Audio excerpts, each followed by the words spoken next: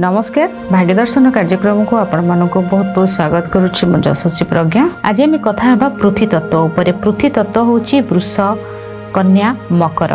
पृथ्वी तत्व माने माटी, माटी तत्व। जेतेबेले पृथ्वी तत्व आम शरीर रे कम हुए माने आम पृथ्वी तत्व को टच करि पारंतिनी बा पृथ्वी तत्व सहित आम अटैच हो पारंतिनी, सेतेबेले आम लेजी हेबा सहित आम शरीर रे रोग होइथाय, जोटा कि विशेष भाव में शरीरटा लेजी लेजी हम, मोटापा अधिक बढ़िबो एवं मेद अधिक वृद्धि हम।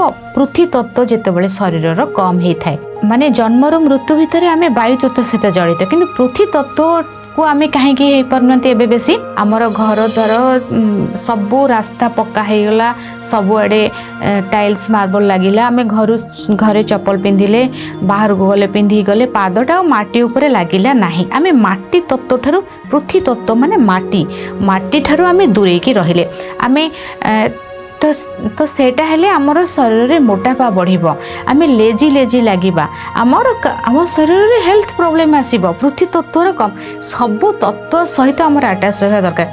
देखो जन्मरू मृत्यु पर्यंत आम निश्वास नेले वायु तत्व रहिला, वायु तत्व को आम गोटे सेकेंड पे छाड़ी पारु नाहंती। तो आम निश्वास आम 2 मिनिट निश्वास बंद करदबा हेबो कि नहीं, तो 5 मिनिट बंद करदबा सरला। तो आम तेणु सबू तत्व को बालांस करिवार अछि। आपण देखिछन्ती जो माने माटी कार्य करंती, जो माने माटीर कार्य करंती तांको से माने केबे मोटा बहुत न थांती, तांकर केबे सुगर प्रॉब्लम आसीबोनी, तांकर केबे डिजीज नथिबो। तो सेटा को केमती हमें बालांस करिबा, खाली पादरे चलिबा। मो बहुत समय कही थाए ना दुब घास रे खाली पादरे चलंतु, ताकि पृथ्वी तत्व को बालांस करबा सहित बुध को आपण एनर्जी देले बा बुध ग्रह को आपण स्ट्रांग करे दे पाले। तो पृथ्वी तत्व को आपण केमती बालांस करिवे, सेथि पई आपण को गच्छ लगेबा को पड़िबो। पादरु चप्पल खोली देबे, माटी रे माटी हाणीबे, माटी हाणी की सेतरे गच्छ लगेले आपण टच कले, माटी को टच कले, हाथ रे टच कले, पाद रे टच कले, तो पृथ्वी तत्व को आपण टच कले।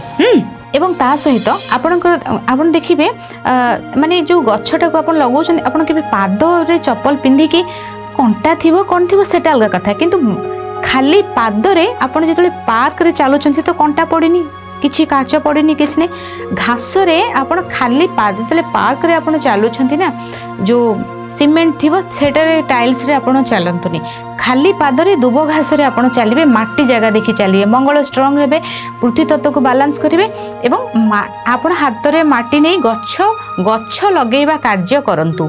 माटी रे चलिबे, गच्छ लगेबा कार्य आपण कले आपनकर हेल्थ ठीक रहइबो, मोटा हेबेनी, आउ आपनकर पृथ्वी तत्व माने आपनकर वृष राशि, कन्या राशि, मकर राशि को आपण बालांस करि परिबे। आज समय हो जाइछि भाग्य दर्शन कार्यक्रम को एठी रखुछि, विदाय नउछि, नमस्कार।